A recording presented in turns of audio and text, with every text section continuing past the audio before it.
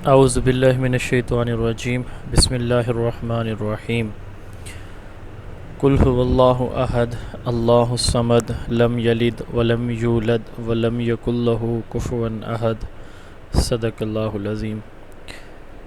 अल्लाहुम्मा सल्लि अला मुहम्मदिन व अला आलि मुहम्मदिन व बारिक वसल्लिम वसल्लु अलैहि। जी, आज हमारा जो सेकंड लेक्चर है जी, डेमो लेक्चर है एसएसटी और टीजीटी के पेडागोजी पोर्शन की प्रिपरेशन के हवाले से। ये चार टर्म्स जो है ना, इनको टेस्टिंग एलिमेंट्स कहा जाता है। इन चारों टर्म्स को हम क्या बोलते हैं? टेस्टिंग एलिमेंट्स बोलते हैं। Test, measurement, assessment and evaluation को मजमूई तौर पर हम क्या कहते हैं? टेस्टिंग एलिमेंट्स बोलते हैं। सबसे पहले स्लाइड नज़र आ रही हैं सबको? जी शाबाश, स्लाइड्स नज़र आ रही हैं? ओके जी सर आ रही। ओके, आप लोग थोड़ा थोड़ा साथ बोलते रहेंगे ताकि मुझे नींद ना आए। मैं ये ना समझूं कि मैं अपनी स्क्रीन से बातें कर रहा हूँ, मुझे ये फ़ील हो कि मेरे क्लास में मौजूद सारे स्टूडेंट एक्टिव पार्टिसिपेंट हैं। टेस्ट से हम शुरू करते हैं। हमने बात की है test, measurement, assessment and evaluation, चार टर्म्स हैं। तो टेस्ट से स्टार्ट करते हैं। What is test? अल्लाह ना करे कभी आपको किसी डॉक्टर के पास जाना हो और वो डॉक्टर पहले टेस्ट लेता है या शुरू से ही आपको कोई दवाई तजवीज़ कर देता है। जी, क्या उसका तरीक़ाकार क्या होता है? वो टेस्ट लेता है पहले, सबसे पहले टेस्ट लिया जाता है, फिर टेस्ट लिया जाता है। वो आपको चेक ही नहीं करता, वो कहता है कि ये टेस्ट कराएं, इसकी रिपोर्ट लेकर आएँ। बेसिकली वो टेस्ट क्यों कराना चाह रहा होता है? वो ये जानना चाह रहा होता है कि असल में प्रॉब्लम है कहाँ पे, या नहीं है तो एक रिपोर्ट उसके पास आ जाए, एक इन्फॉर्मेशन आ जाए डॉक्टर के पास, ताकि उसके अकॉर्डिंगली वो आगे चल सके। हमारे पास जो बच्चे होते हैं ना, बेसिकली हमने उनके बारे में इंफॉर्मेशन गेन करनी है कि इस बच्चे ने कितना कुछ नॉलेज गेन कर लिया है, कितना कुछ जो है ना, जो टीचर पढ़ा, माइक ऑफ कर दें, कितना कुछ टीचर की टीचिंग इसने हासिल कर ली है। तो उसके लिए हम क्या करते हैं? 20 नंबर का एक टेस्ट बना लिया, वो बच्चों को दे दिया, बच्चे उसको हल करते हैं, टीचर को दे देते हैं। तो टेस्ट क्या होता है? Instrument used for measuring sample of behaviour. ये नंबर 1 है कि बच्चे के बिहेवियर के मुतालिक जानकारी लेने के लिए जो इंस्ट्रूमेंट हम यूज़ करते हैं, इसको टूल, डिवाइस या इंस्ट्रूमेंट भी कहा जाता है टेस्ट को। ये पेपर में आ चुका है कि test is a tool, device, instrument, all of these, none of these, इस तरह से था। तो टेस्ट को टूल भी कहते हैं, डिवाइस भी कहते हैं, इंस्ट्रूमेंट भी कहते हैं। जस्ट लाइक थर्मामीटर हमारे टेम्परेचर को टेस्ट करने के लिए यूज़ किया जाता है, ग्लूकोमीटर ब्लड ग्लूकोज या शुगर लेवल को, इसी तरह हर एक डिवाइस का अपना अपना काम होता है। तो टेस्ट भी एक डिवाइस है, ठीक है। साफ ज़रा हम किसी मशीन से तो नहीं पता लगा सकते कि इस बच्चे को कितनी चीज़ याद है या कितनी नहीं, उसके लिए हम एक टेस्ट बनाते हैं। तो formal and systematic procedure of getting information, बच्चे से मुतालिक इन्फॉर्मेशन हासिल करने के लिए जो फॉर्मल तरीक़ाकार यूज़ होता है। सबसे सादा डेफिनीशन है इसकी तीसरी, set of question having correct answer that examinee usually answer orally और इन राइटिंग। सवालात का मजमुआ जिसके दुरुस्त जवाब होते हैं, जिसको पेपर अटैम्प्ट करने वाला ज़बानी या तहरीरी तौर पर लिख के देता है। तो ये टेस्ट की 3 डेफिनेशन है। बच्चे के बिहेवियर का मुताला करने के लिए जो इंस्ट्रूमेंट यूज़ किया जाता है उसको टेस्ट कहते हैं, ये सबसे लोएस्ट टर्म है। और फिर हम कहते हैं कि instrument use for getting information, या हम कहते हैं कि सेट ऑफ क्वेश्चंस। तो ये 3 बहुत फेमस वेल नोन डेफिनेशंस हैं टेस्ट की। अब जब एक बच्चे का टेस्ट आपके पास आ जाता है, आप एज अ टीचर अपने आप को टीचर समझें, तो टेस्ट आपके पास आ जाएगा। अगले स्टेप पे आप क्या करेंगे? आपके पास उसकी आंसर शीट आ जाती है, तो अगला स्टेप क्या होगा? शाबाश, बताइएगा जी। चेकिंग होगी, चेकिंग मार्किंग होगी, होगी। मार्किंग, नंबर लगाएंगे ना, ऐसे है। मार्किंग करेंगे, चेकिंग करेंगे, नंबर लगाएंगे। असेस को छोड़ें, आप ये करेंगे ना जी, आप उसको नंबर लगाएंगे ना उसकी, जैसे ये लगे हुए हैं 83, 63/80। रिजल्ट बनाने की कोशिश रिज़ल्ट करेंगे। बनेगा ना, रिज़ल्ट तो फाइनल बात होती है ना, फौरी तौर पर आप रिजल्ट वो तो ठीक है, रिज़ल्ट तो एंड पे बनता है ना जी कि क्या बना नहीं बना।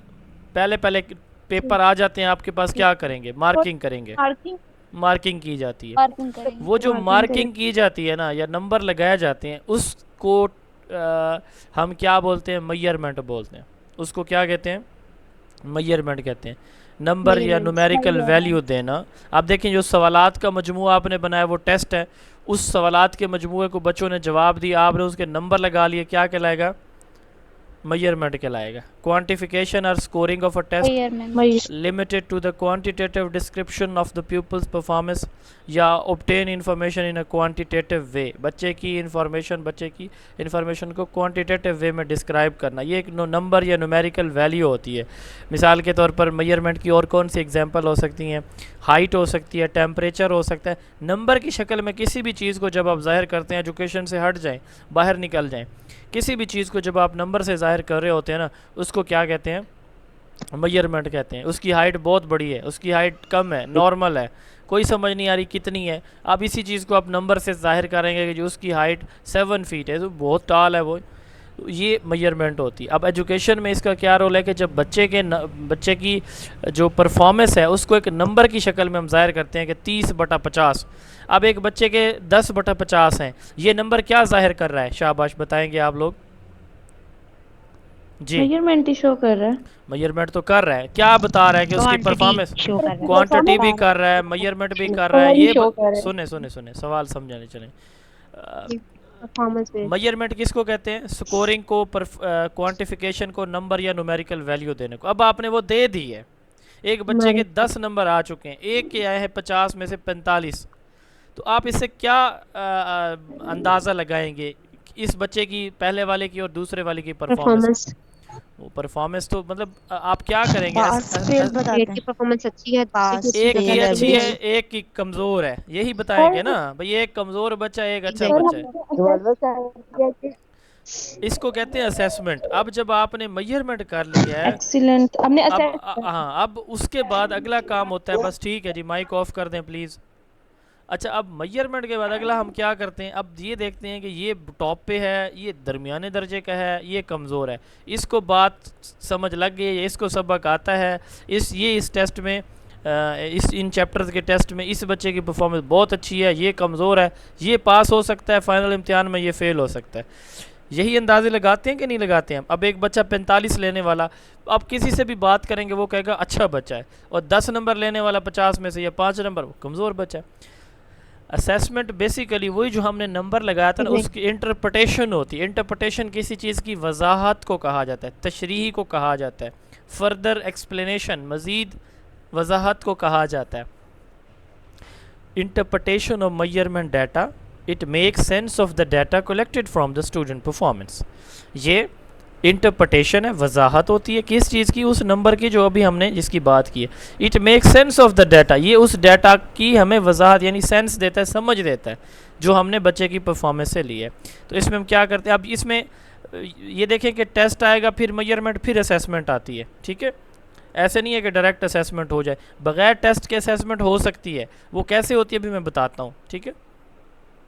लेकिन कोई भी जो है ना, process of collecting, interpreting, recording and using student responses against specific educational, यानी आप कलेक्शन क्या हो गई, वो जो आपने टेस्ट लिया, इंटरप्रिटेशन एंड रिकॉर्ड करना, ठीक है, और उसको कल को यूज़ करना, पेरेंट्स को बताना, फाइनल एग्ज़ाम में सामने रखना वालिदैन के, तो ये असेसमेंट कहलाती है। ये क्वालिटेटिव भी हो सकती है, क्वांटिटेटिव भी हो सकती है। A child stood first in a class, अब ये इन दिस टेस्ट, अब ये देखें आपने क्वांटिटेटिव बता दिए कि ये नंबर 1 पर एक्सीलेंट परफॉर्मेंस, ये एक क्वालिटेटिव चीज़ आ गई। असेसमेंट का दूसरा नाम अप्रेजल है। जैसे हमने कहा कि टेस्ट को टूल इंस्ट्रूमेंट या डिवाइस कहते हैं, मेजरमेंट को नंबर या न्यूमेरिकल वैल्यू कहते हैं, असेसमेंट को क्या कहते हैं। यानी अगर सवाल आपसे पूछा जाए व्हाट इज़ अप्रेजल, तो आपने यही समझना है असेसमेंट। यहाँ पे बात लिखे ऑल टेस्ट आर असेसमेंट, जितने भी टेस्ट होते हैं ना उनकी असेसमेंट ज़रूर होती है, लेकिन हर असेसमेंट टेस्ट नहीं हो सकती। यानी कुछ असेसमेंट ऐसी भी होती हैं जो बगैर टेस्ट के भी होते हैं। मिसाल के तौर पर अब आप ये देखते हैं कि क्लास में जाते हैं, क्लास में आप देखें कि 4-5 बच्चे शरारतें कर रहे हैं और बाकी जो है ना 2-4 बच्चे बहुत ज़्यादा मेहनत से अपनी तवज्जो से काम पे लगे हुए हैं, बाकी ऐसे खामोशी से बैठे हो। अब यहाँ से आपने कोई टेस्ट तो नहीं लिया उनका, आपने जस्ट ऑब्ज़र्व किया और ये असेस किया, ठीक है, कि ये बच्चे अच्छे हैं, ये मेहनत कर रहे हैं, पढ़ रहे थे, ये शरारतें कर रहे हैं, और ये न्यूट्रल वाले दरमियानी कैटेगरी, ना उधर के ना उधर के। तो ठीक है। अब इससे हम फीडबैक देते हैं बच्चे को, वेरी गुड बेटा, आपकी परफॉर्मेंस बहुत अच्छी है। स्ट्रेंथ एंड वीकनेसेस आइडेंटिफाई हो जाती हैं अपनी ही, और हम मज़ीद जो है ना अपनी लर्निंग को, टीचिंग को बेहतर कर सकते हैं असेसमेंट के बाद। मिसाल के तौर पर टेस्ट लिया मैंने, तो टेस्ट लेने के बाद परफॉर्मेंस कमज़ोर आई बच्चों की, तो अगली बार मेरी कोशिश होगी कि मैं बच्चों को ज़्यादा बेहतर वे में समझाऊँ, ठीक है। तो इसकी एग्जांपल है फॉर्मेटिव असेसमेंट और summative assessment. Formative assessment during the lecture, during the session होती है, और summative assessment end of the instruction, end of the unit होती है। अब देखें, असेसमेंट के बाद आता है जी इवेलुएशन। असेसमेंट के बाद क्या आता है जी? इवेलुएशन। इवेलुएशन किसको कहते हैं? एक सवाल मेरा आप लोगों से है, थोड़ा सा इसको सोच के जवाब दीजिएगा। अब मैं पढ़ा रहा हूँ ना, मतलब टीचिंग कर रहा हूँ, इस दौरान मैं आपसे सवाल जवाब करता हूँ, आपको कोई बात समझ नहीं आती, जी आप लोगों को कोई बात समझ नहीं आती, आप मेरे से पूछ सकते हैं। इस पूरा सवाल अभी नहीं हुआ, आप पूरा सवाल सुन लीजिएगा। आप मेरे से पूछ सकते हैं, ये क्वेश्चन नंबर 1 है, क्या आप मेरे से पूछ सकते हैं या नहीं पूछ सकते। और दूसरी बात ये है कि क्या मैं अपनी टीचिंग को इस दौरान बेहतर कर सकता हूँ। हमने 60 लेक्चर पढ़ने हैं या 50 लेक्चर, तो आप दूसरा लेक्चर, तो मैं उसको बेहतर कर सकता हूँ अपनी इंस्ट्रक्शन को, अपनी टीचिंग को, ठीक है। और दूसरा ये है कि अब जब आपका फ़ाइनल टेस्ट आ जाएगा, वो आखिरी आपका फ़ाइनल टेस्ट, मॉक टेस्ट हमने लेना है, 3 दिन बाद आपका पेपर है, ये आपका फ़ाइनल टेस्ट होगा। उसके बाद क्या मैं अपनी टीचिंग को बेहतर कर सकता हूँ, या आपको जो चीज़ें समझ नहीं लगी, क्या वो 50 लेक्चर या 60 लेक्चर में अब मेरे पास कोई ऑप्शन है उनको ठीक करने का? आखिरी 1 दिन रहता है आपका। जी सर मैं अपनी सारी परफॉर्मेंस को एवेलुएट करूंगी। मेरे सवाल का जवाब दें। आप तो बहुत अच्छा करेंगे, अल्लाह ताला आपको हमेशा अपनी एवेलुएशन, सेल्फ एनालिसिस के काबिल बनाए। मेरे सवाल का जवाब ये है कि ड्यूरिंग टीचिंग जो है वो, मैं अगर सवाल जवाब बच्चों की असेसमेंट करता हूँ, जायज़ा लेता हूँ, टेस्ट लेता हूँ, तो उसकी बेस पे क्या मैं उनकी परफॉर्मेंस और अपनी परफॉर्मेंस को बेहतर कर सकता हूँ। और एक सारा सब कुछ पढ़ाने के बाद अगर मैं टेस्ट लेता हूँ, उसके बाद क्या मेरे पास कोई ऑप्शन होता है कुछ चेंज करने का? जी साथ साथ टेस्ट। सर, जो ड्यूरिंग द लेक्चर है वो हम उसको इम्प्रूव कर सकते हैं, क्योंकि जब हम असेसमेंट करते हैं वो बेसिकली एक टाइप असेसमेंट की होती है। हाँ हाँ, नहीं वो बस मुझे सवाल का जवाब दे दें आप। माशाल्लाह लाइक बंदी हैं, बाकी लोगों को मैंने बात समझा दी। आफ्टर लेक्चर ड्यूरिंग द हम कर सकते हैं, ड्यूरिंग द लेक्चर हम कर सकते हैं। After the lecture, after the lecture भी कर सकते हैं। आफ्टर द लेक्चर भी कर सकते हैं। आफ्टर द लेक्चर कैसे कर सकते हैं? मिसाल के तौर पर आज का लेक्चर मैं पढ़ा रहा हूँ आपको, मेरी बात सुन ले, मेरी बात। आज का लेक्चर मैं पढ़ा रहा हूँ, लेक्चर एंड हो गया, आपको पोस्ट टेस्ट मिल गया। अब जिन चीज़ों की आपको समझ नहीं लगी, मैं तो चला गया, क्लास ऑफ हो गई। आप लोगों को मैं कैसे वो बेहतर करके या ठीक कर सकता हूँ, उसको इम्प्रूव कैसे कर सकता हूँ, आप बताएं उस लेक्चर सर को। जो हमारे मॉक टेस्ट के रिजल्ट आएंगे, हमारी वैल्यूएशन होगी, उस आइडिया हो जाएगा कि कौन सी टॉपिक्स हमें सही अच्छा चलें, इसको थोड़ा सा मजीद मैं बेसिकली आप लोगों को अच्छे तरीके से और बेहतर तरीके से समझा। चले मैं आप लोगों को एक सादा सी मिसाल देता हूँ, इसको ज़रा गौर से सुनिएगा। आप ज़्यादातर फ़ीमेल इस वक्त मुखातिब हैं। आप लोगों के घर कोई मेहमान आए हुए हैं, ठीक है, तो या वैसे अपने घर में कोई बना रही हैं, बिरयानी सपोज कर रहे थे हम आज बना रही हैं। अब ड्यूरिंग कुकिंग आप उसमें कोई चीज़ कम या ज़्यादा डल जाती है आपकी रेसिपी में, तो उसको इम्प्रूव किया जा सकता है, उसमें कोई बेहतरी की गुंजाइश निकाली जा सकती है। सर नेक्स्ट टाइम बचना चाहिए। यस सर, अच्छा, मतलब हाँ, उसमें बेहतर करने की कोशिश करता है, उसको टेस्ट कर रहे होते हैं। हाँ ओके काम को आपकी ना आवाज़ का इशू है। अच्छा, हम उसको टेस्ट कर रहे होते हैं, चेक कर रहे होते हैं, ठीक है ना जी, आग ज़्यादा तो नहीं है जी, और ये ज़्यादा तो चीज़ नहीं पक गई या ज़्यादा ख़राब तो नहीं होने वाली, तो बड़े एहतियात से उसको देख रहे होते हैं। क्यों? ताकि उसकी जो फाइनल क्वालिटी है ना, वो जो है ना वो स्टैंडर्ड की हो, अच्छी हो। मेहमान आ रहे हैं, वो मतलब ये है कि शिकायत तो ना करें ना। अब ये है कि अब खाना बन गया, एक मेरा जैसा कोई था या थी, उसने नहीं चेक किया और वो मेहमानों के सामने टेबल पे खाना लग गया, मेहमान खा रहे हैं। अब उस वक़्त उसमें कोई नक्स निकल आता है, तो क्या वो बेहतर हो सकता है? सर उस टाइम पे तो नहीं बेहतर हो सकता, लेकिन नेक्स्ट टाइम तो बिल्कुल। चले ठीक है, बस ठीक है, बस अब इस पे फ़र्क समझना है, बस यही असेसमेंट और इवैल्यूएशन होती है। ड्यूरिंग टीचिंग लर्निंग प्रोसेस आप बच्चे की परफॉर्मेंस को चेक करते हैं उसका पर्पज़ ये होता है कि आपने उसको बेहतर करना है, आपने टीचिंग को, उस्ताद को अपने अपनी पढ़ाई पढ़ाने के तरीके को, बच्चे की जो अचीवमेंट है उसको बेहतर करना है, ठीक है। और एवेलुएशन क्या होती है? एवेलुएशन उस टाइम होती है जब सब कुछ फिनिश हो चुका होता है, एंड ख़त्म।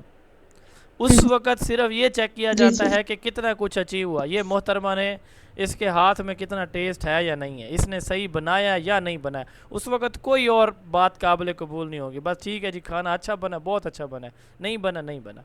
तो एवेलुएशन होती है जजमेंट। जजमेंट के बाद ना जी किसी चीज़ को एक्सेप्ट या रिजेक्ट किया जाता है कि ये बहुत अच्छा ये नहीं है, तो ये होती है एवेलुएशन। ये एंड पे की जाती है हमेशा। असेसमेंट ड्यूरिंग होती है और एवेलुएशन कब होती है? एंड पे। एवेलुएशन का दूसरा नाम जजमेंट होता है। जैसे असेसमेंट का अप्रेजल होता है, टेस्ट का टूल, मेजरमेंट या इंस्ट्रूमेंट होता है, ठीक है, सॉरी टूल, डिवाइस या इंस्ट्रूमेंट होता है, और मेजरमेंट का हमने कहा न्यूमेरिकल वैल्यू होती है। असेसमेंट, अप्रेजल और जजमेंट एवेलुएशन को कहते हैं। ये ब्रॉडेस्ट इन स्कोप है, सबसे ऊपर होती है, ठीक है। तो इन सारी चीज़ों को की जाती है, टेस्ट की, मेजरमेंट की, असेसमेंट की। तो ये जजमेंट है, हम इसमें किसी चीज़ की वैल्यू, वर्थ या क्वालिटी देखते हैं कि कितना क्वालिटी का खाना, कितना क्वालिटी का पढ़ाया उस्ताद ने और बच्चों ने पढ़ा है, ये जजमेंट होती है। इसके बाद डिसीजन मेकिंग की जाती है, ये आंदा खाना बनाएगी या नहीं बनाएगी, ये मेरी जो टीचिंग थी इसको मैं एज इट इज़ कंटिन्यू रखूँ, मेरे इस स्कूल ने इस साल, मेरे इस स्कूल के इस टीचर ने इस साल बहुत अच्छा रिज़ल्ट दिया है, नेक्स्ट भी यही कंटिन्यू करेगा साइंस सब्जेक्ट को।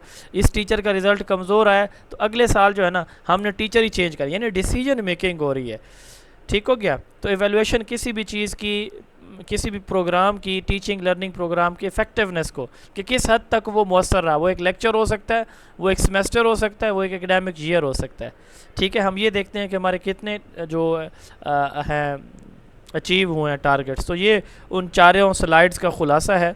टेस्ट लोएस्ट है और मेजरमेंट हाईएस्ट नंबर पे होती है, sorry evaluation test lowest number पे, एवेलुएशन हाईएस्ट नंबर पे होती है, ठीक है। तो ये एक और एग्जांपल है, मिसाल के तौर पर आप टेस्ट, मेजरमेंट और असेसमेंट को, टेस्ट एक टूल डिवाइस है, जैसे थर्मामीटर है, इसका टेम्परेचर जो है ना वो 52 डिग्री सेल्सियस है, ये नंबर से हम कह रहे हैं। असेसमेंट अबव एवरेज है, एक्सीलेंट है, हॉट है, कोल्ड है, ठीक है। तो ये जो हम बताते हैं, तो ये अबव एवरेज है और एवेलुएशन हॉट है। इसको बेशक आप स्किप करें, जो पहले एग्जांपल आपको मैंने दिए वो आपने याद रखनी है। अब टेस्ट किस लैंग्वेज से डिराइव किया गया? जैसे कल हमने एजुकेशन पढ़ा, एजुकेयर, एजुसर, लैटिन है, वो भी, ये भी लैटिन है, ये चारों लैटिन टर्म्स हैं। टेस्ट कहते हैं, टेस्ट डिराइव किया गया टेस्टम से, जिसका मतलब होता है बोतल का ढकना, बोतल का ढक्कन, लिड ऑफ द वेसल, ठीक है। मेजरमेंट मैनसूरा से है, जिसका मतलब होता है पैमाइश करना, मेजरिंग। मोहतरमा आपकी आवाज़ बिल्कुल समझ नहीं आ रही, आप कुछ सवाल पूछना चाह रही हैं, लेकिन सॉरी मुझे आपकी आवाज़ की, मेरे समेत किसी को भी समझ नहीं आ रही। जी जी, सवाल है कोई? सर आप, हाँ सर, आपने असेसमेंट है, इसमें डायग्नोस्टिक असेसमेंट और प्लेसमेंट असेसमेंट भी तो आती है ना, ये भी इनकी टाइप्स हैं। वो अभी पढ़ाता हूँ मैं आपको, उस पर अभी हम नहीं गए, अभी हम इनको बेसिक टर्म्स देख रहे हैं, थोड़ा सा वेट कर लें, वो समझाता हूँ मैं, आगे आएगी स्लाइड में यही बातें। जी कोई और, किसी और का कोई सवाल, फीमेल कोई सवाल करना चाह रही हैं?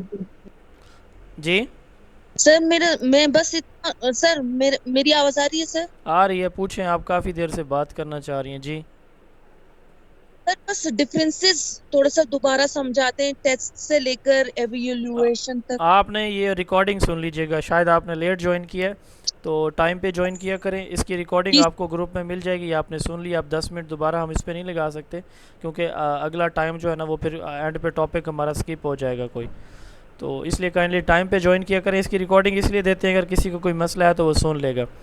तो असेसमेंट जो है ना, अब लैटिन वर्ड है मेजरमेंट, उसको कहते हैं मेजरिंग।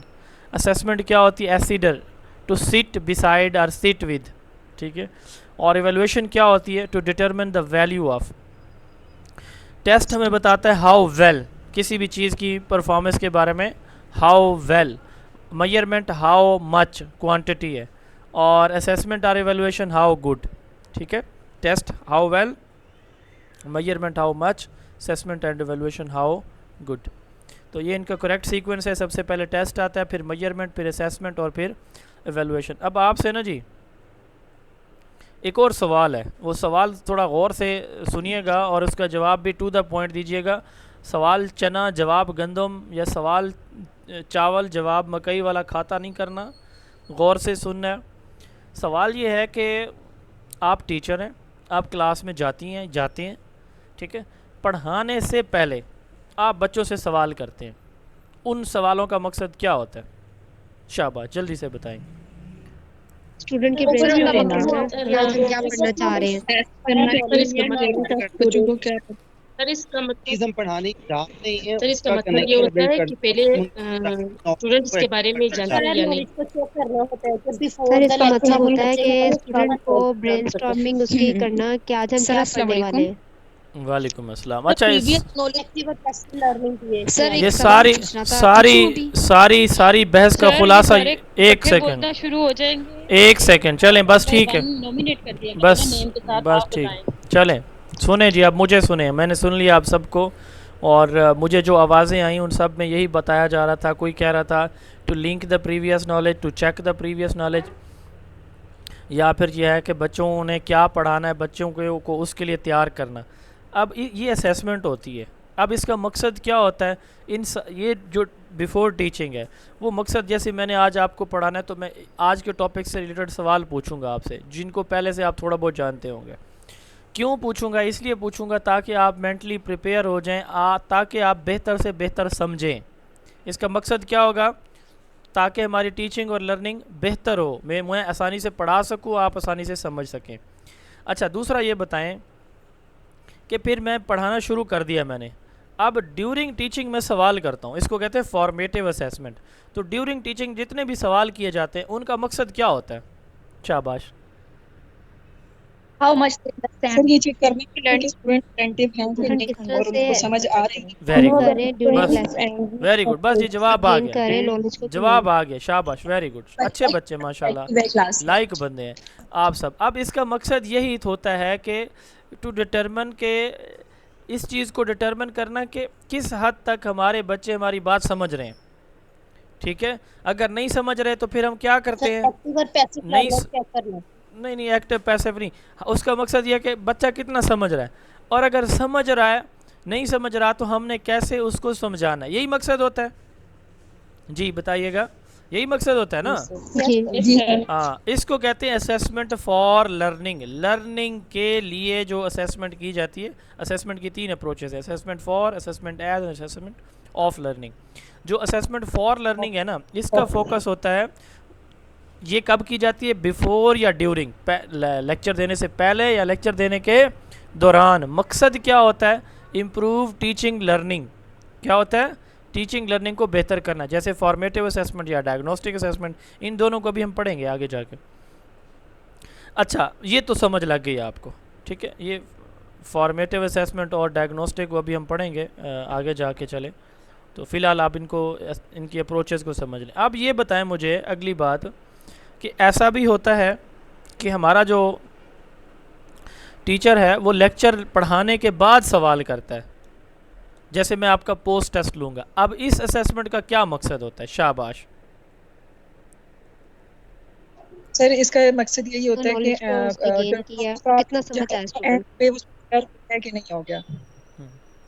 अच्छा, ये लर्निंग के लिए कॉन्सेप्ट होगी। क्लियर हुए या नहीं। हाँ, अच्छा, ये लर्निंग के लिए जायज़ा, how much knowledge has been delivered या has been achieved by the student. अब सवाल ये है कि ये लर्निंग के लिए असेसमेंट की जा रही है या लर्निंग की असेसमेंट की जा रही है, कितनी लर्निंग हो गई है? जी, लर्निंग की असेसमेंट की जा रही है। इसको कहते हैं असेसमेंट ऑफ लर्निंग। ऑफ के की, यहाँ पे की इसका मतलब है असेसमेंट ऑफ लर्निंग। लर्निंग की असेसमेंट कब की जाएगी? ये शाबाश, कब की जाएगी? आखिर पे।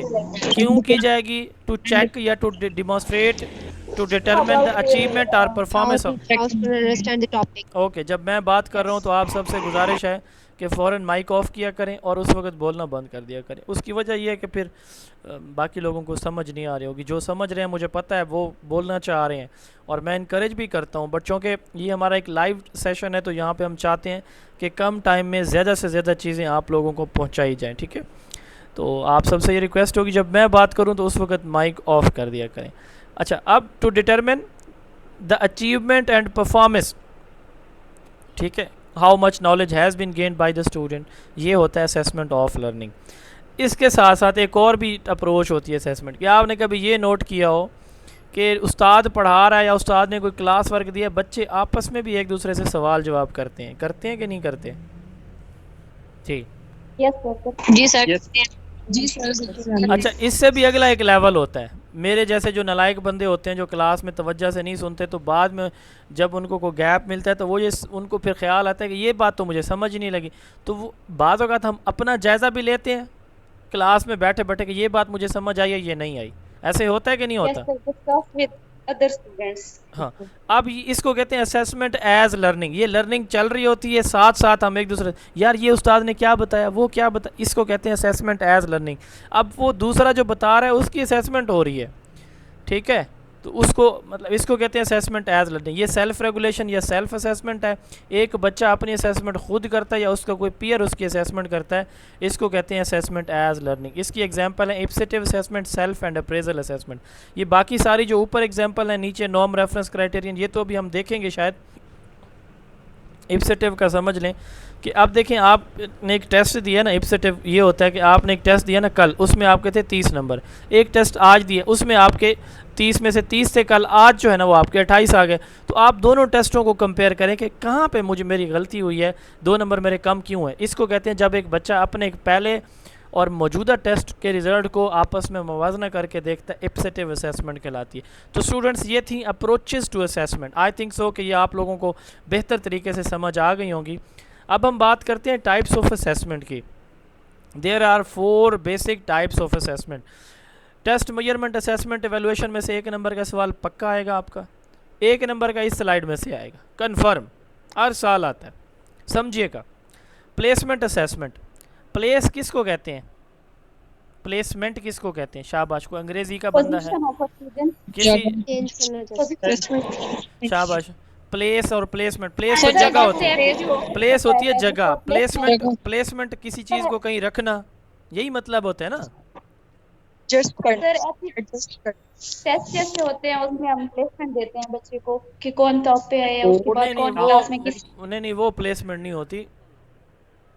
सर प्लेसमेंट बेसिकली होती है कि आप मतलब ये स्टूडेंट किस काबिल है और इसको किस ग्रेड में बिठाना है, मतलब कि वो उसके IQ, very good, very good, IQ के हिसाब से, मेंटल एबिलिटी के हिसाब से उस जगह पे। प्लेसमेंट असेसमेंट ये होती है कि आपने किसी बच्चे को, अल्लाह ताला आप सबको जो है ना वो आप लोगों के रोशन करे मुस्तकबिल, आप लोगों की फैमिलीज़ हों, और जब आपके अपने बच्चे होंगे तो आप ये डिसीजन करेंगे कि इसको किस स्कूल में मैं भेजूं, चाहे आप मेल हैं या फीमेल हैं। तो वो जब आप स्कूल में जाएंगे ना किसी अच्छे प्राइवेट चेन वाले स्कूल में, वो ये नहीं होगा कि आप सर्टिफिकेट लेके जाएंगे कि ये हमारा बच्चा तीसरी में, वो वहाँ पे लेगा टेस्ट के बाद वो कहेगा कि ये बच्चा हमारे पास दूसरी में बैठेगा, मैडम सर बिठाना है या वापस ले जाना है, आप कहेंगे चलें बिठा दें।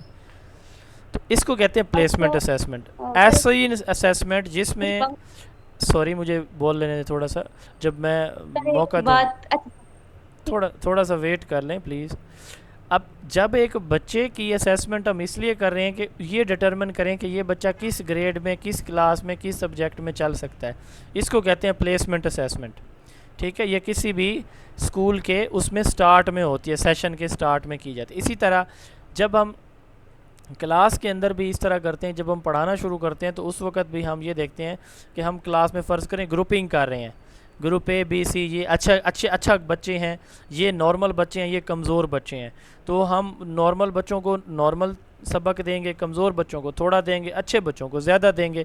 तो उस वक्त भी हम इंस्ट्रक्शन से पहले जब इस तरह की असेसमेंट करते हैं तो इसको प्लेसमेंट असेसमेंट कहा जाता है। ये हमेशा बिफ़ोर या at the start of the instruction या सेशन होती है। दूसरी होती है डायग्नोस्टिक असेसमेंट, डायग्नोज करना, किसी चीज़ की तशख़ीस करना। अब देखें हमारी क्लास में कुछ बच्चे ऐसे बैठे होते हैं जिनको देखने में प्रॉब्लम है, सुनने में प्रॉब्लम है। अब मैं एज अ टीचर मैंने पढ़ाना शुरू कर दिया, 1 महीना गुजर गया, एक बच्चे से मैंने कहा कि मैंने अभी क्या बोला है, वो कह गए सर मुझे तो यहाँ से सुनाई नहीं देता, मेरा तो जो है ना वो ऑडिटरी इश्यूज़ हैं। तो अच्छा मुझे तो यार नहीं पता था, सॉरी, चलो आप बैठ जाओ। अब देखें यहाँ पे उस्ताद की नालायकी है, मेरी नालायकी है वहाँ पे। भाई मैं पता तो करूँ कि मेरी क्लास में एक बच्चा है, वो उसको यहाँ आगे कोई बैठ नहीं था, पीछे बैठा है, उसकी तो विजन में प्रॉब्लम है, तो देख ही नहीं सकता। वो असेसमेंट जिसमें हम किसी भी इंस्ट्रक्शन को स्टार्ट करने से पहले ये डिटरमिन करते हैं आया हमारे किसी बच्चे को कोई मेडिकल प्रॉब्लम तो नहीं है, सुनने, देखने, चलने, फोकस करने का, बैठने का कोई प्रॉब्लम तो नहीं है। अगर है तो उसको फिर एडजस्ट भी हम करते हैं। तो वो जो परमानेंट लर्निंग डिफ़िकल्टीज़ हैं इनको बोला जाता है मेडिकल रीज़न या परमानेंट लर्निंग डिफ़िकल्टीज़ हमारे बच्चों को जो होती हैं तो उनको पहले चेक करते हैं, उसके बाद हम इंस्ट्रक्शन डिज़ाइन करते हैं। जैसे डॉक्टर के पास आप जाएंगे, पहले वो डायग्नोज़ करेगा, ठीक है, पहले आपको चेक करेगा कि मसला कहाँ पे, ये नहीं है कि डायरेक्ट आपको दवाई देगा। तो उस्ताद का भी यही काम है, पहले डायग्नोज तो करें ना कि बच्चे को कोई मसला तो नहीं है। इसको कहते हैं डायग्नोस्टिक असेसमेंट। सवाल आ चुका है कि कब की जाती है, बिफोर की जाती है। फिर है फॉर्मेटिव असेसमेंट।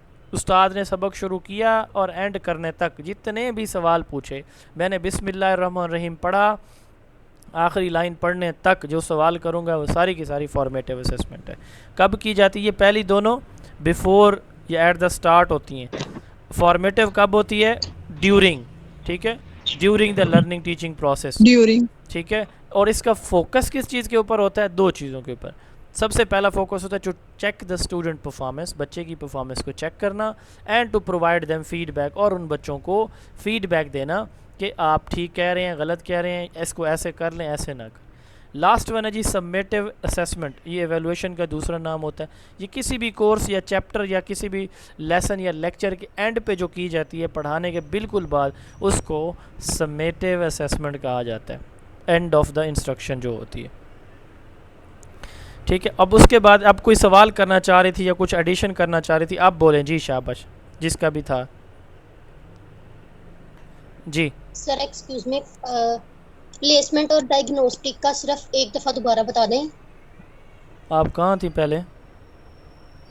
सर मैं सुन रही थी, मतलब मुझे थोड़ा सा, तो आपने कहा ना दोनों बिफोर की जाती हैं, तो सर इसमें डिफरेंस क्या होगा? शाबाश, कोई बताएगा जी इनको? चलिए जी सर, डायग्नोस्टिक असेसमेंट जो है ये बताती है कि प्लेसमेंट असेसमेंट ये बताती है कि किस लेवल पे हमने स्टूडेंट को रखना है। डायग्नोस्टिक असेसमेंट वाले प्लेसमेंट असेसमेंट जो होती है वो बेसिकली वो असेसमेंट होती है जिसमें एक बच्चे का मेंटल एबिलिटी के हिसाब से उसको क्लास में एडजस्ट किया जाता है। अगर एक बच्चे का आईक्यू जो है उसका पहले इवैल्यूएट किया जाता है, टेस्ट किया जाता है, उसके बाद उसको उसी हिसाब से ग्रेड 1 या ग्रेड 2 में बिठाया जाता है। इसको कहते हैं कि प्लेसमेंट, प्लेस करना, एडजस्ट करना किसी क्लास में। डायग्नोस्टिक बेसिकली डायग्नोज से निकला है कि अगर उसको कोई ऐसी बीमारी या डिफिकल्टी है जिसकी वजह से उसको क्लास में लर्निंग में डिफिकल्टी हो रही है, तो उसको पहले देख लिया जाता है कि आईसाइट की इशू है या फिर कोई ऐसा डिफिकल्टी है, उसके हिसाब से उसको क्लास के अंदर जो है उसको लर्निंग दी जाती है। तो आया उसको आगे बिठाना है, टीचर के साथ बिठाना है, तो डायग्नोस्टिक होता है। डायग्नोस्टिक बेसिकली बीमारी को डायग्नोज करने के बाद यस, प्लेसमेंट में हम ये देखते हैं कि इस बच्चे को क्लास के अंदर ग्रुपिंग की हुई है या स्कूल के अंदर मुख्तलिफ ग्रेड्स हैं। अब बाज़ औक़ात ना वो एक क्लास के अंदर ना मतलब ग्रेड 3 है ना जी, तो section A B C D इस तरह सेक्शन भी बनाए गए होते हैं, तो वो किस सेक्शन में प्लेस करना है। या क्लास के अंदर एक ही क्लास में ग्रुपिंग करता है उस्ताद की, अच्छे बच्चे, नॉर्मल बच्चे, वीक बच्चे, तो उस वक्त भी प्लेसमेंट होती है। डायग्नोस्टिक उनकी एडमिशन के दौरान भी हम जो टेस्ट लेते हैं, एडमिशन के दौरान भी वो भी प्लेसमेंट होती है। उसके बाद है जी फेजेस ऑफ इवैल्यूएशन। डायग्नोस्टिक जो असेसमेंट होती है वो ड्यूरिंग द क्लास। हाँ जी, वो ड्यूरिंग। डायग्नोस्टिक क्लास ड्यूरिंग नहीं होगी, बिफोर इंस्ट्रक्शन होगी, बिफोर स्टार्टिंग टीचिंग, यानी before the start of the teaching जी। डायग्नोस्टिक सर लेकिन पहले 2-3 लेक्चर्स में पता चलता है, 4-5 लोग बोलेंगे तो फिर आप लोगों को ही समझ नहीं आएगी, शायद मुझे भी नहीं आएगी, क्योंकि मेरे भी उतने ही कान हैं जितने आप लोगों के हैं जी। जी सर, मैंने ये क्वेश्चन था कि जो डायग्नोस्टिक असेसमेंट है सर, इसके लिए स्पेशल स्कूल्स होते हैं, ये भी नॉर्मल नहीं, हम नॉर्मल स्कूल में सर, नॉर्मल स्कूल की बात हो रही है। स्पेशल स्कूल में तो होते ही सारे डिसेबल हैं, उनको क्या चेक करना। ये नॉर्मल स्कूल की बात है कि बच्चे को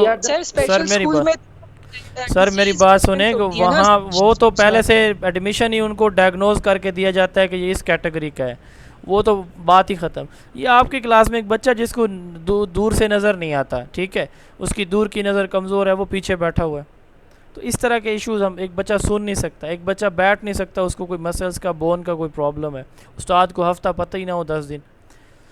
बहरहाल फेजेस ऑफ एवेलुएशन, एवेलुएशन के 3 फेजेस होते हैं, planning, process and product phase. Planning किसको कहते हैं? किसी भी काम को करने की तैयारी प्लानिंग कहलाती है।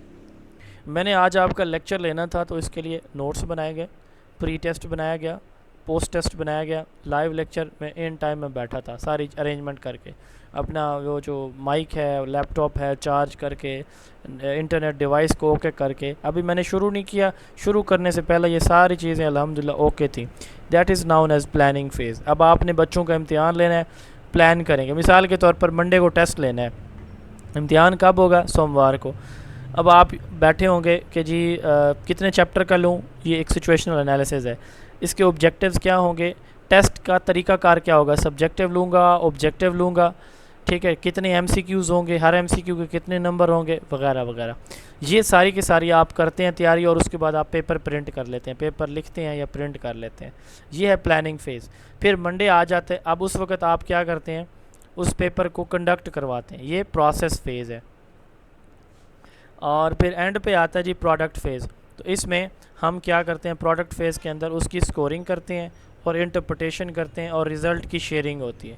तो ये प्रोडक्ट फ़ेज़ हो गया। एवेल्यूशन की, असेसमेंट के 3 ये फ़ेजेज़ होते हैं। अच्छा, ये अब आपसे सवाल होगा जी, आपने इसको थोड़ा गौर से पढ़ना है, फिर जवाब देना। What is the difference between process and product assessment?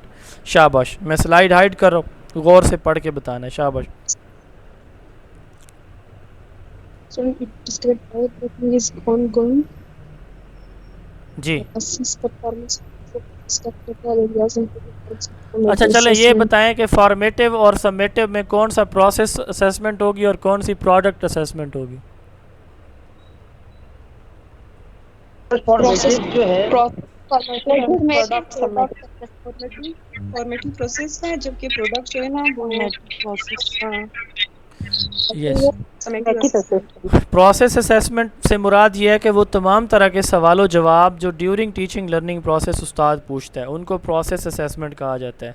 और वो तमाम तरह के सवालात जो आफ्टर टीचिंग होते हैं, ठीक है, जिसकी बेस पे फिर आप बच्चे की सक्सेस या फेलियर, पास या फेल करते हैं, उसको प्रोडक्ट असेसमेंट कहते हैं। तो प्रोडक्ट असेसमेंट कौन सी होती है? सबमेटिव असेसमेंट होती है। अब उसके बाद है जी स्टूडेंट पोर्टफोलियो। स्टूडेंट पोर्टफोलियो से, पोर्टफोलियो बच्चे के वर्क को कहा जाता है, ठीक है। अब एक बच्चा है ना, उसकी ड्राइंग बड़ी अच्छी है, एक की राइटिंग बहुत अच्छी है, एक बच्चा जो है ना ऐसे बहुत अच्छा लिखता है, एक बच्चा है उसके वो पोइट्री लिख लेता है, ठीक है, एक बच्चा स्पोर्ट्स में बहुत आगे है, एक बच्चा है डिबेट में बहुत आगे, एक बच्चा है क्विज़ में बहुत टॉप पे है, एक बच्चा है क्लास के हर सवाल का जवाब देता है, एक बच्चे के अंदर कॉन्फिडेंस इतना है कि उसको जब जहाँ मर्जी उसको बुला लिया जाए वो बात कर लेता है। तो ये मुख्तलिफ बच्चे के अंदर ट्रेड्स होते हैं। माइक किसी को ऑन है ऑफ रखें। अब एक उस्ताद क्या करता है, हर बच्चे की एक फ़ाइल बनाता है, उस फाइल पे उस बच्चे का नाम होता है, उसकी पेरेंटेज होती है, उसका रोल नंबर होता है और क्लास होती है। ये 4-5 चीज़ें मौजूद होती हैं उसके ऊपर, और उस बच्चे की परफॉर्मेंस का हर रिकॉर्ड उस फाइल के अंदर है। मिसाल के तौर पर ग्रेड 1 है तो उसके अंदर 20 बच्चे बैठे हुए हैं, तो 20 फाइलें पड़ी होंगी, हर फाइल के अंदर हर बच्चे का इस तरह का रिकॉर्ड होगा। उसने एक टेस्ट क्लास में लिया, टीचर ने उसने कितने नंबर लिए लिख देगा, वो रख देगा, उसका टेस्ट अंदर पड़ा है उस फाइल के अंदर, ठीक है। स्पोर्ट्स कंपटीशन हुआ, उस बच्चे ने पोजीशन ली, उसकी कोई कॉपी अंदर रख देगा वो, ठीक हो गया। मॉर्निंग असेंबली में उसने तिलावत की तो उसको कोई प्राइज़ मिला, वो उसका रिकॉर्ड उसके अंदर रख देगा। इस तरह एक पूरी फ़ाइल पूरा साल बन जाएगी, ठीक है। मॉडर्न वर्ल्ड के अंदर अब इसको एज आ सबमेटिव असेसमेंट लिया जाता है, बाज़ औक़ात फॉर्मेटिव भी लिया जाता है। ये फॉर्मेटिव भी और सबमेटिव भी, एफपीएससी ने ये पूछा है सवाल कि जो स्टूडेंट पोर्टफोलियो है ये फॉर्मेटिव होती है, ये सबमेटिव। अब देखें, हम ड्यूरिंग द क्लास टेस्ट लेते हैं, वो फॉर्मेटिव होती है, उसको हम फाइल के अंदर रख लेते हैं, और आखिर साल के आखिर पर उन सारी फॉर्मेटिव असेसमेंट के जो स्कोर हैं उनको चेक करके उसी की बुनियाद पर, कोई इम्तिहान दूसरा ना लें, उसी की बुनियाद पर बच्चे को जो है ना पास या फेल कर दें, तो वो सबमेटिव असेसमेंट होगी। तो इसका मतलब ये हुआ कि पोर्टफोलियो जो है वो फॉर्मेटिव भी हो सकती है, सबमेटिव भी। तो अब मॉडर्न वर्ल्ड जो है ना वो स्टूडेंट पोर्टफोलियो की बेस पे बच्चे के रिज़ल्ट बना रही होती है। हमारे यहाँ जैसे है नंबर गेम, ये ख़त्म हो चुकी है। तो इसको कहते हैं अथेंटिक असेसमेंट, ऐसी असेसमेंट जो प्रैक्टिकल हो, जिसमें बच्चे ने कुछ किया हो और वो सामने उसके हो, तो उसको अथेंटिक असेसमेंट कहा जाता है। तो portfolio collection of student work है ठीक है। इसमें स्टूडेंट की लर्निंग प्रोग्रेस का एक रिकॉर्ड पड़ा होता है, स्टूडेंट का बेस्ट वर्क है। एक बच्चा राइटिंग में बहुत कमाल है, तो अब उसकी राइटिंग का रिकॉर्ड पड़ा होगा, बाकी 19 फाइलें भी पड़ी हैं, उस एक बच्चे की फ़ाइल भी पड़ी है, तो फाइल इट सेल्फ एक्सप्लेनेटरी होगी कि जी मेरी लिखाई सबसे आगे है, ठीक है। तो इसमें बच्चे का बेस्ट वर्क पोर्टफोलियो, जिसको कहते हैं शो केस पोर्टफोलियो, इसमें बच्चे का बेस्ट वर्क रखा जाता है। तो पोर्टफोलियो से एक तो हम साथ साथ प्रोग्रेस पता चलती रहती है बच्चे की, दूसरा एट द एंड हम इसी से बच्चे को पास फेल भी कर सकते हैं, और तीसरा ये है कि इससे बच्चे के बेस्ट परफॉर्मेंस का भी हमें पता चलता है। तो ये जो है ना वो असेसमेंट ऑफ लर्निंग भी है और फॉर भी है, ठीक है, यानी फॉर्मेटिव भी होती है, सबमिटिव भी हो सकती है। उसके बाद है स्टैंडर्डाइज टेस्ट। एक सवाल है आप लोगों से, एक टेस्ट है मैं बनाता हूँ, मैं नईमुल्लाह फ़ारूकी बना रहा है एक टेस्ट, और एक टेस्ट है जिसको board of intermediate and secondary education Lahore ने बनाया या कराची ने बनाया, बोर्ड बना रहा है। कौन सा टेस्ट मतलब ये है कि स्टैंडर्ड का होगा, कौन सा टेस्ट वैलिड होगा, कौन सा टेस्ट ज़्यादा एक्सेप्टेबल होगा? जी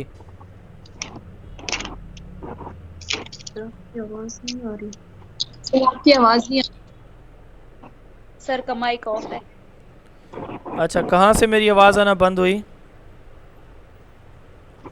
सर यहीं से जहाँ से आपने कहा था हम पूछता हूँ। अच्छा, मेरा सवाल ये था जी, सवाल ये था कि एक टेस्ट है जो नईमुल्लाह फ़ारूकी बना रहा है, मैं बना रहा हूँ, एक टेस्ट है जो 22 board of intermediate and secondary education Lahore बना रहा है या कराची या पेशावर बना रहा है। कौन सा टेस्ट ज़्यादा वैलिड, अच्छा और एक्सेप्टेबल होगा, मेरा या बोर्ड वाला? तो बोर्ड ने जो बोर्ड बनाएगा, बोर्ड ऐसे ही है मेरे वाला, उसके मुकाबले में कुछ भी नहीं होगा।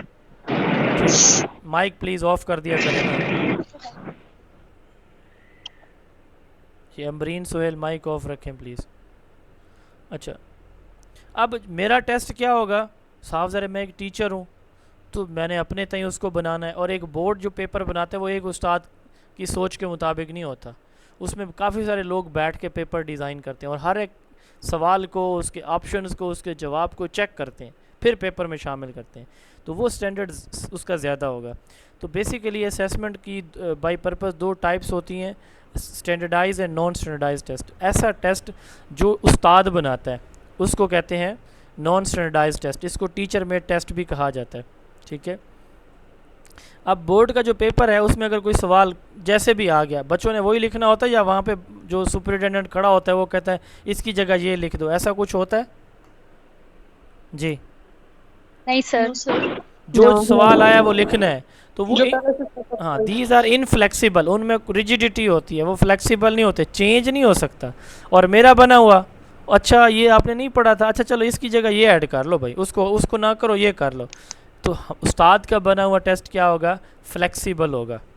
अच्छा, इसका जो स्टैंडर्डाइज टेस्ट है वो बैलेंस होगा, वैलिड होगा, रिलायबल होगा, यानी हर हवाले से। ये मेरा बना हुआ हो सकता है, मैं जो चीज़ मुझे बेहतर लग रही है, एक चैप्टर ज़्यादा अच्छा लग रहा है तो उसमें से ज़्यादा सवाल दे दूँ, एक में से दूँ ही ना, ठीक है। तो ये बैलेंस नहीं रहेगा चीज़। तो अगर जो बोर्ड बनाएगा वो स्टैंडर्डाइज होगा, वो बैलेंस होगा, ठीक है, वैलिड भी होगा, रिलायबल भी होगा। अच्छा, इसका स्कोप वाइड होगा, स्टैंडर्डाइज का, टीचर मेड का मेरे बनेगा स्कोप कम होगा। तो स्टैंडर्डाइज टेस्ट का कंटेंट यानी सारे एरिया से सवाल लिए जाएंगे, और मेरे वाला लेस एक्यूरेट होगा, ठीक है, लेस स्टैंडर्डाइज्ड होगा। तो ये सारे करिकुलम को कवर करेगा, जबकि मेरे वाला कुछ हिस्से को करेगा, जो मेरे हिसाब से ये पूछना है बच्चों से, ये एरिया इनको मुझे लग रहा है कि इनको नहीं आता होगा, इधर से सवाल पूछने हैं। इसके बाकायदा रूल्स एंड रेगुलेशन यानी नॉर्म्स होते हैं, इसके कोई नॉर्म्स नहीं होते, ये अपनी मर्ज़ी से उस्ताद बना लेता है। इसमें एनालिसिस ऑफ आइटम सवाल को कहते हैं, हर सवाल को चेक किया जाता है, इसमें कोई चेक शक नहीं किया जाता, ठीक है।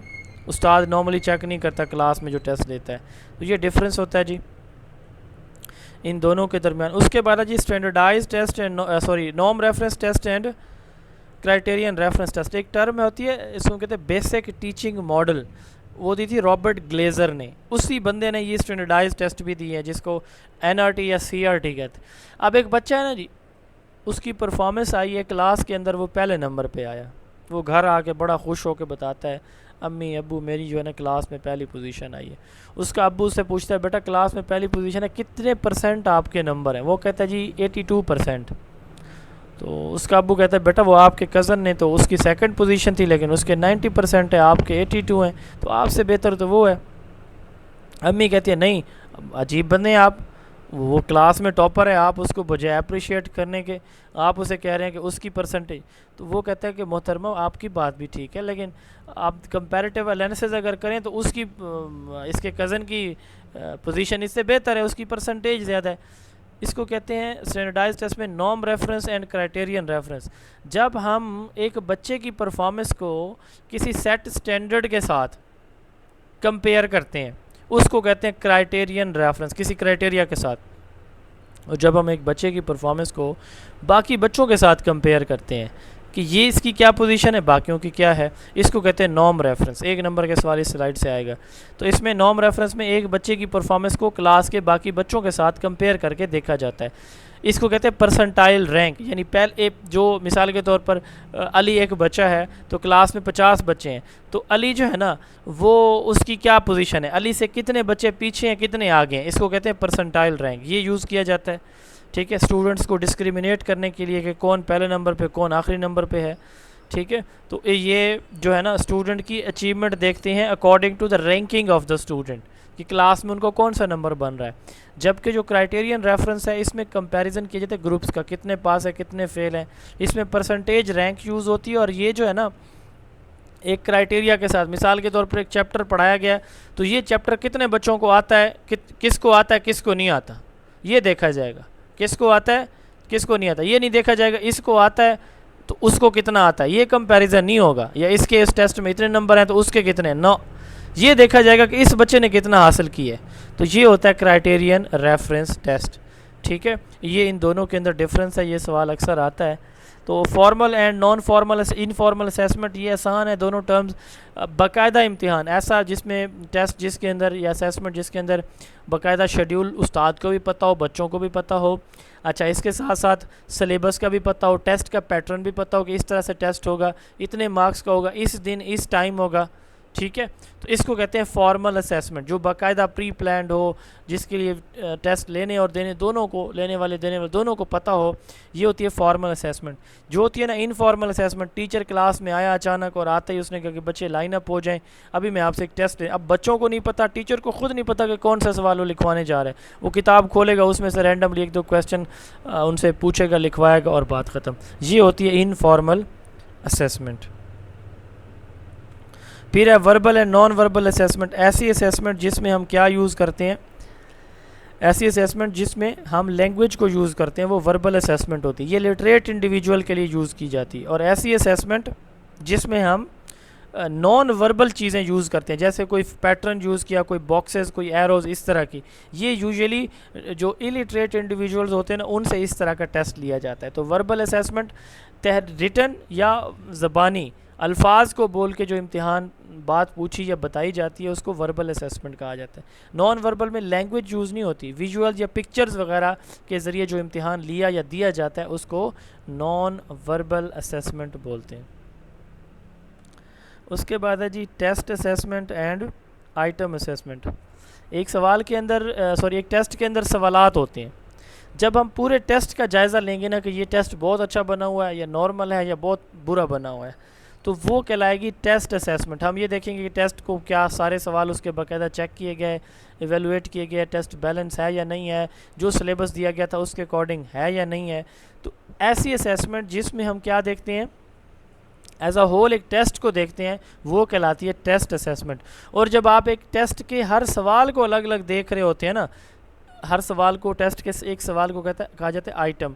जब आप हर सवाल को अलग अलग करके देख रहे होते हैं, ये क्या कहलाती है, आइटम असेसमेंट कहलाती है। तो ये डिफरेंस होता है, टेस्ट असेसमेंट पूरे टेस्ट का जायज़ा लेना, आइटम असेसमेंट सिर्फ एक आइटम का सवाल का जायज़ा लेना। आप में से किसी की कोई ख्वाहिश थी कि मैं बड़ी होकर डॉक्टर बनूंगी, बड़ा होकर पायलट बनूंगा, इंजीनियर बनूंगा, पुलिस वाला बनूंगा, कोई ख्वाहिश थी बचपन से? जी यस सर। क्या थी आपकी ख्वाहिश? जी आर्मी में जाना। आर्मी में जाना। और किसी और की कोई ख्वाहिश?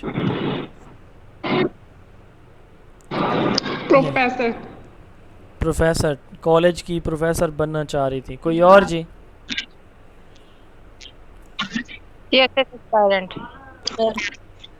अब ये देखें, कोई मतलब मुख्तलिफ प्रोफेशंस में आप जाना चाह रहे थे, तो इसके लिए एक टेस्ट होता है जिसको हम कहते हैं एप्टीट्यूड टेस्ट। ये बेसिकली ये देखता है कि हमारे एक बच्चे का फ्यूचर पोटेंशियल क्या है, फ्यूचर एबिलिटी क्या है, ये किस फील्ड के अंदर सक्सेसफुल रहेगा, ये बच्चा हमारा किस फील्ड। जी सवाल पूछें आप। सवाल उस वक्त शुरू करते हैं आप पूछना या बताना जब मैं बोलना शुरू करता हूँ। जी पूछें आप। जी अब नहीं बोलेंगे, मैं फिर शुरू होंगे तो फिर आवाज़ आएगी, देखिएगा। अच्छा, एप्टीट्यूड टेस्ट की हम बात कर रहे थे कि ये एक ऐसा टेस्ट है जिसमें हम बच्चे के फ्यूचर पोटेंशियल को, मुस्तकबिल की उसकी जो सक्सेस या फेलियर है उसको प्रिडिक्ट करते हैं कि ये बच्चा, जैसे कि जी मैं प्रोफेसर बना, मैं अपनी बात करूँ, मैं पायलट बनना चाहता था, मैं 2 दफ़ा गया, नहीं कामयाब हो, ये एक अलग स्टोरी है। तो एप्टीट्यूड क्या होता है? किसी भी बच्चे का किसी फील्ड के अंदर इंटरेस्ट, उसको हम क्या बोलते हैं? एप्टीट्यूड बोलते हैं। तो वो टेस्ट जिसमें बच्चे की फ्यूचर सक्सेस को, ये बच्चा मेडिकल के अंदर जाएगा, ये इंजीनियरिंग के अंदर जाएगा, ये फोर्सेस के अंदर जाएगा, ये आर्ट के अंदर जाएगा, साइंस के अंदर यूनिवर्सिटी टीचर बनेगा, स्कूल टीचर बनेगा, व्हाटएवर जो भी, तो उसका इंटरेस्ट देखने के लिए कि ये बच्चा, इंटरेस्ट नहीं सॉरी, सलाहियतें, कि इसके अंदर क्या ये सलाहियत मौजूद है कि ये बन सकता है या नहीं बन सकता, इसको हम कहते हैं एप्टीट्यूड टेस्ट।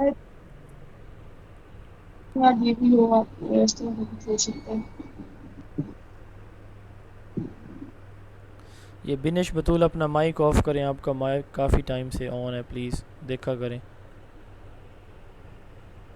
अच्छा जी, उसके बाद है जी speed test and power test. अब मैं आपको दूँ ना जी 10 MCQs और को 2 मिनट का टाइम है, इसमें हल करने हैं, तो फिर हम ये देखेंगे कि 10 MCQs को 2 मिनट में कितने बच्चों ने सही हल किया, तो उसकी स्पीड है, बड़ी एक्यूरेसी है। इसमें सारे के सारे सवाल एक जैसे लेवल ऑफ डिफ़िकल्टी होगा, यानी ये नहीं होगा कोई बहुत आसान कोई बहुत मुश्किल, नो, सारे सेम डिफ़िकल्टी लेवल के होंगे।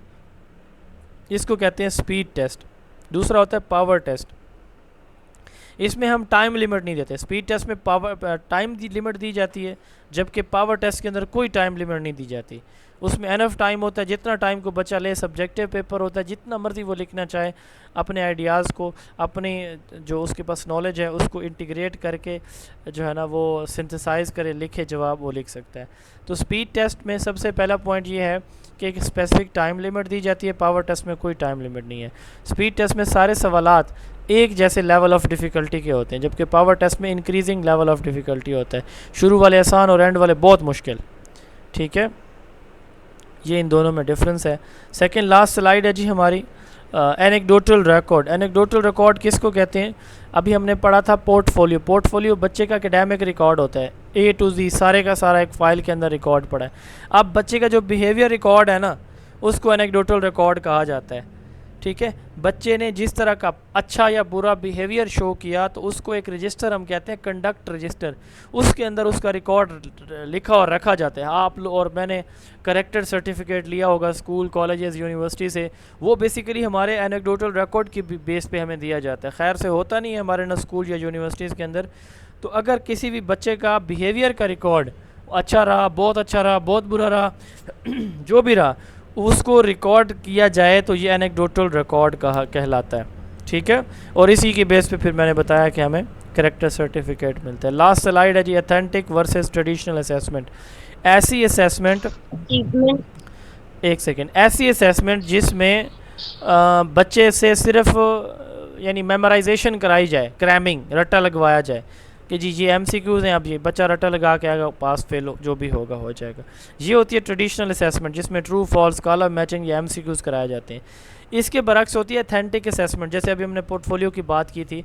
तो इसमें बच्चा किसी भी रियल वर्ल्ड टास्क को खुद अपने हाथों से परफॉर्म करता है, उसकी बेस पे वो पास या फेल होता है। ठीक है, प्रॉब्लम सॉल्विंग है, प्रोजेक्ट है, पोर्टफोलियो है, ये इसकी एग्जांपल हैं। इसको alternative comprehensive performance based assessment भी कहा जाता है। जी ये आज का हमारा लेक्चर था जी, लेक्चर नंबर 2। आपका जो है ना वो जो भी क्वेश्चन है अब आप पूछें जी प्लीज़। जी क्या कह रही हैं आप? सर मैं ये कह रही थी, जो एनेक्डोटल रिकॉर्ड्स जो हैं वो अचीवमेंट बेस्ड भी होते हैं, मतलब जो अचीवमेंट्स बच्चा हासिल करता है वो हम एनेक्डोटल रिकॉर्ड में डालते हैं। नहीं, वो रखते हैं पोर्टफोलियो के अंदर। एनेक्डोटल रिकॉर्ड के अंदर सिर्फ अच्छे या बुरे बिहेवियर, बच्चे ने किसी से लड़ाई की है, ठीक है, तो वो रखा जाएगा। 2 बच्चे लड़ रहे थे, इसने सुलह करवाई है, इस तरह का रिकॉर्ड। बिहेवियर रिकॉर्ड सिर्फ वो परफॉर्मेंस रिकॉर्ड होता है जो आप कह रही हैं, वो तो पोर्टफोलियो का हिस्सा बनेगा, इसका नहीं होगा जी। Next question, next question please. Tradition और ऑथेंटिक में सर डिफरेंस जरा दोबारा बता दें प्लीज। किसका? ऑथेंटिक असेसमेंट क्या प्रैक्टिकल वर्क को बोलते हैं? पहले वाली का सवाल क्या था मोहतरमा? सवाल रिपीट कर लेना प्लीज। ट्रेडिशनल, ट्रेडिशनल से ये है कि आपने चीज़ रट्टा लगाई, बट ठीक है, रट्टा लगाई हुई है और वही आप प्रोड्यूस कर रहे हैं पेपर में। MCQs हैं जैसे ट्रू फॉल्स हैं, कॉलम मैचिंग है, वो रट्टा लगा के आप पास हो सकते हैं। ये होती है ट्रेडिशनल असेसमेंट। मॉडर्न असेसमेंट ये है कि आपको प्रैक्टिकली वो काम करके दिखाना पड़ता है, एक्सपेरिमेंटेशन करो आप, ठीक है। आप मिसाल जो आपने पढ़ा है ये आपने आगे किसी को डिलीवर करना है, इस पे अमल करना है, कैसे करोगे इधर आके दिखाओ। या जो जैसे हमने पोर्टफोलियो की बात की है कि आपके पोर्टफोलियो में आपका प्रैक्टिकल रिकॉर्ड पड़ा होता है, परफॉर्मेंस रिकॉर्ड, तो वो भी आपके जो है ना वो ऑथेंटिक असेसमेंट है। जैसे हम थ्योरीज का इम्तिहान होता है, साथ प्रैक्टिकल का होता है, जो प्रैक्टिकल का एग्ज़ाम है वो आपकी ऑथेंटिक असेसमेंट है। नेक्स्ट क्या क्वेश्चन हो रहा था जी?